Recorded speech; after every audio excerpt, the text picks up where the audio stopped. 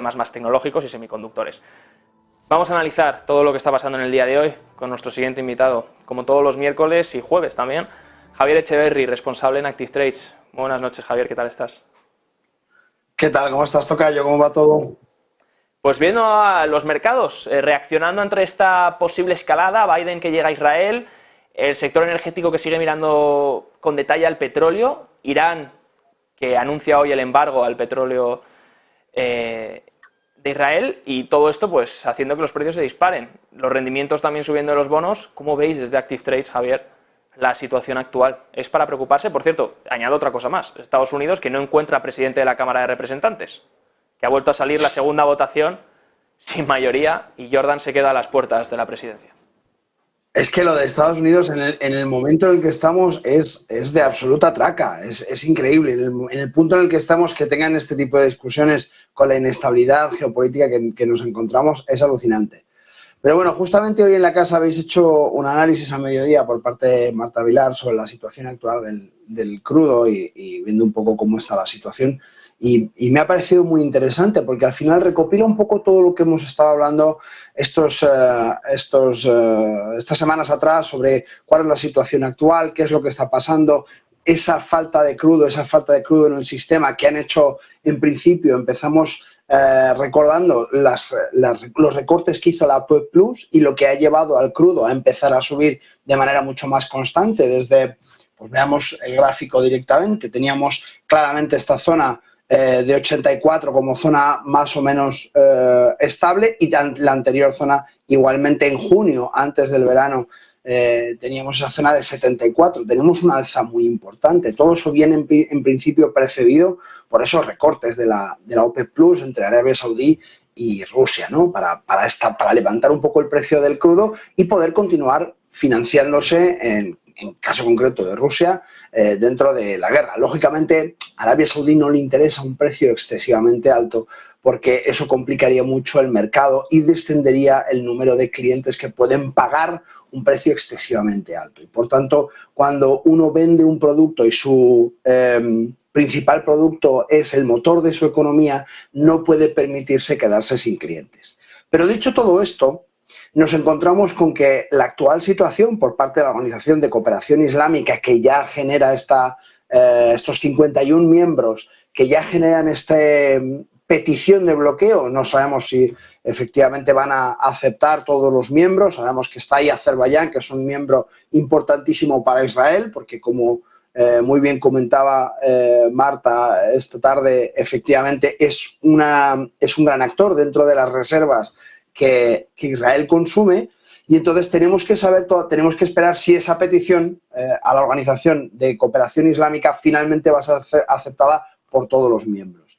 Pero no sé si recuerdas que habíamos comentado en distintas ocasiones que Estados Unidos, y debido a la actual situación de carencia de crudo en el mercado, tenía dos opciones, que era relajar las sanciones o relajar un poco esa mano dura que tenía con Irán y relajar las sanciones que tenía con Venezuela. Bueno, pues ya nos hemos enterado que efectivamente ha comenzado las conversaciones con Venezuela, como no puede ser de otra manera. Ahora mismo en el mercado, ¿quién hay que tenga crudo? Básicamente Venezuela, China, porque lo lleva comprando los últimos 4 años y, como hemos comentado en muchas ocasiones, tiene un montón de tanquerías donde está almacenando el crudo más pesado posible para extender su vida, la vida útil del crudo, lo máximo posible.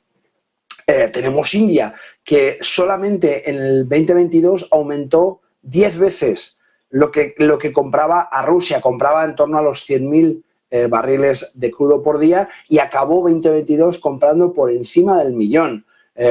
A día de hoy las cifras son un poquito más, bailan un poquito más porque entre esa balanza comercial es un poco más difícil de medir, pero sí que sabemos que el principal elemento de exportación de India actualmente son los derivados refinados del crudo. Esto ya nos da una idea, ¿no?, de qué está haciendo India, y que lo hemos dicho muchas veces, es que es un puente perfecto entre Europa y Asia. Entre estos conflictos se está beneficiando de una manera muy inteligente, muy adecuada, y nos queda ver un poco esa situación, si finalmente esta Organización de Cooperación Islámica va a obtener el consenso total y sobre todo la aceptación por parte de Azerbaiyán.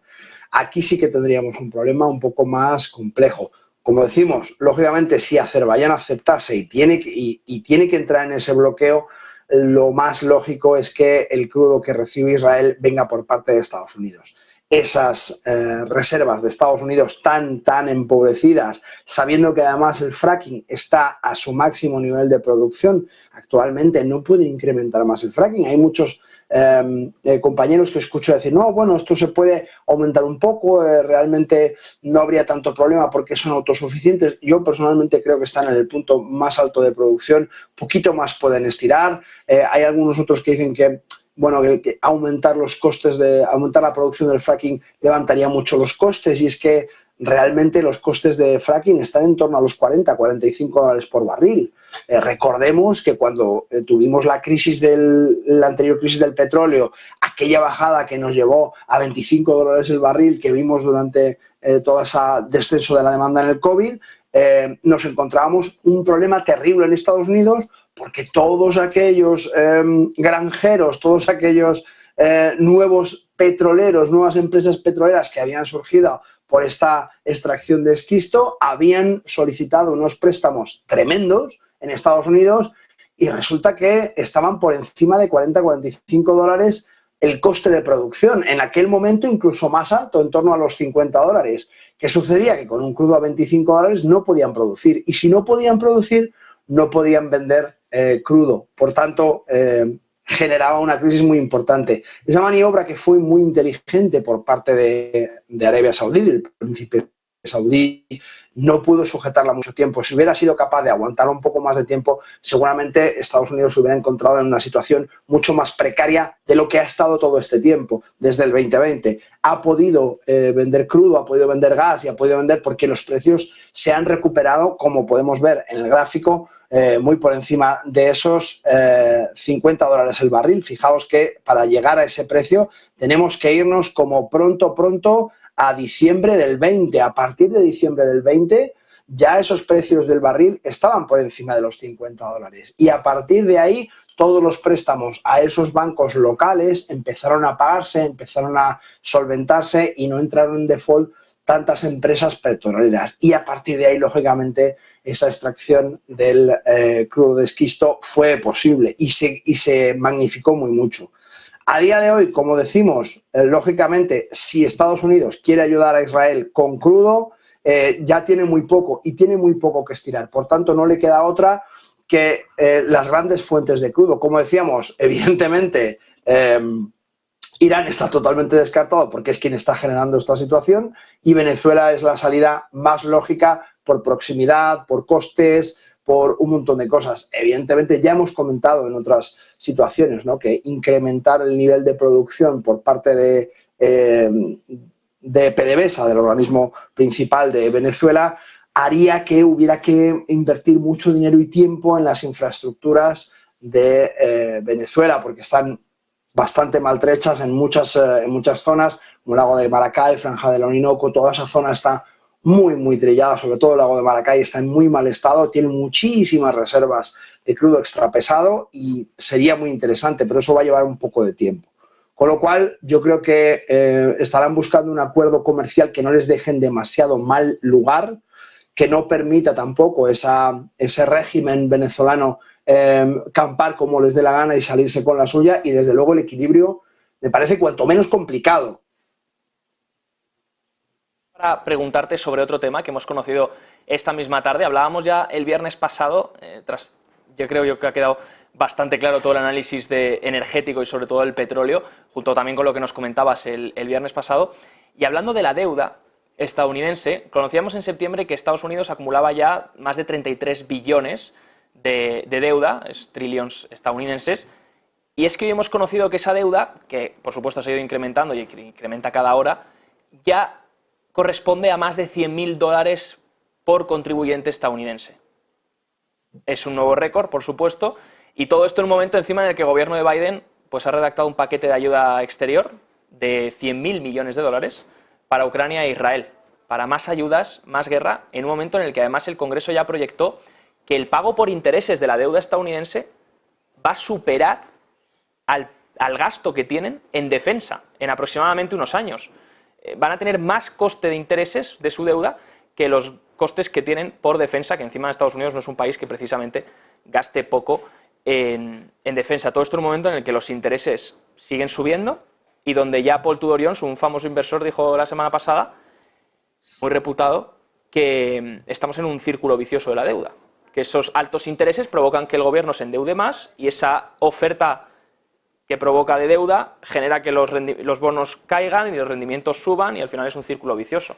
¿Cómo veis desde Active Trades todo esto, este endeudamiento, hacia dónde va el país? Y bueno, comentabas antes lo de la Cámara de Representantes, pero al final la preocupación real es esa deuda que no para de subir e incrementar. Bueno, yo creo que a nivel global es una de las mayores preocupaciones. Lo has explicado fenomenal, Javier. El problema es que estamos entrando en un círculo muy complicado y la depreciación de los bonos y el aumento del rendimiento, quizá hay algunos de los televidentes que no entienden muy bien cuándo se deprecia un bono, por qué rinde más. Y es que, en definitiva, para que alguien me compre algo que yo no quiero, tengo que dar más dinero. Es decir, recordemos que la mayor parte de la deuda se financia mediante bonos soberanos. Estos bonos a un año, 3, 5, 10, 20, 30, todos estos bonos que tenéis en pantalla en este momento, tenemos el bono que más dinero está dando, el bono a 20 años. Y el segundo bono que más dinero está dando ahora mismo, el bono a 2 años. Es totalmente descabalado. Es decir, la inseguridad, la incertidumbre que provoca la situación actual y el momento de deuda hace que el bono a 2 y el bono a 1 año sean 2 de los 3 bonos que más rentabilidad aportan. Podéis verlo en pantalla, justamente el bono a 1 año un 5,18, el bono a 2 años un 5,21 y el bono a 20 años un 5,23. Esto significa, lógicamente, que si la tercera agencia de calificación determina que Estados Unidos ya no es AAA, podríamos ver también un empeoramiento de ese valor de los bonos y un crecimiento superior aún del yield, de la rentabilidad que aportan para hacer que se vendan más bonos. Porque si nadie quiere mis bonos, por más que yo le baje el precio, lo que tengo que hacer es aumentar la rentabilidad. Y es que nadie los quiere porque, lógicamente, la incertidumbre actual en esa renta fija empieza a ser muy, muy complicada. En cualquier caso, la parte de ayuda humanitaria, la parte de soporte a las injusticias mundiales, la parte de soporte entre unas y otras naciones, no siempre va unida a la parte económica y nos hemos encontrado con esa petición, como bien decías, de 100 billones, cuando hemos visto que hace pocas semanas Ucrania estaba intentando desbloquear 6 billones, 6.000 millones de dólares y que lo estaba teniendo muy complicado y parecía que le costaba mucho trabajo y que no estaba claro si lo iban a hacer o no. Ahora no solamente eso, sino que además ya había prometido esta semana pasada el presidente Biden 10.000 millones más, 10 billones de dólares para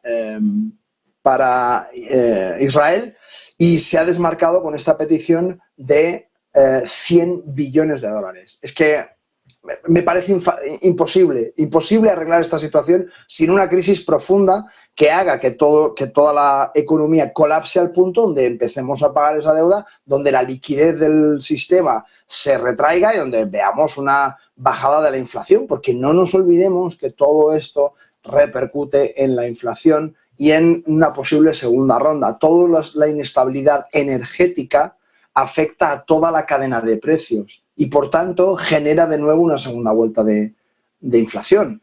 La única manera de luchar contra la inflación es el empobrecimiento de la población para que deje de gastar dinero y, por tanto, los precios tengan que empezar a bajar. Si nos fijamos en China concretamente, vemos cómo la inflación de los alimentos ya no solamente está en un 1,84 como estaba, en el 1,6 exacto que estaba, sino que este mes de septiembre hemos visto ese cierre del 3,2, menos 3,2. Están justamente en el lado opuesto.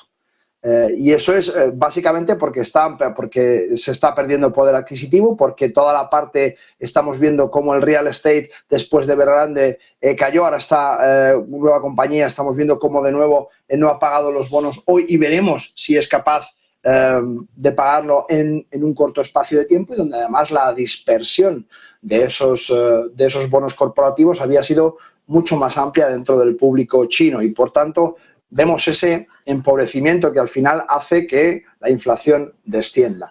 Por tanto, es un poco complicada toda la parte de deuda y cómo afecta esa deuda al resto del sistema financiero global. Creo que es una temeridad irnos a solicitar 100 billones, 100.000 millones para tener así, para poder gastar. Me parece alucinante. Pues sí, Javier, y los que faltan todavía por pedir. Iremos analizando todo esto siempre de vuestra mano, de la mano de Active Trades. Javier Echeverri, responsable en el broker Active Trades, como siempre, un placer tenerte aquí y poder contar con tus análisis. Que tengas buena noche. Igualmente, un placer para mí también. Muchas gracias. 9:17.